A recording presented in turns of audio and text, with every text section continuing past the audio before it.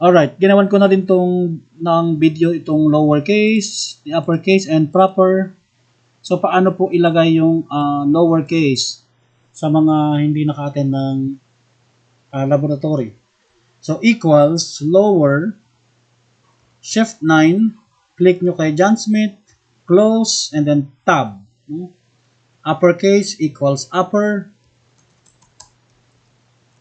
shift 9, click nyo kay John Smith, close, tab, equals proper, shift 9, close kay, click kay John Smith, close, enter.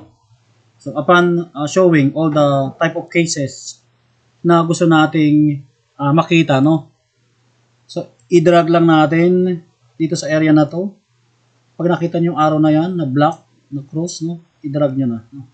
And then, same as upper case, and then proper case. So, in this cases, kung paano natin i-type yung isang word, no? Ang tama dyan ay eto. No? So, basically yan yung ating ginagamit, ano? Para itama yung mga cases na kung saan ay mali, no? Uniform, no? Kung iba-iba yung pagkaka-type, so pwede natin i-uniform in this case, proper case. So that's lowercase, uppercase, and proper case.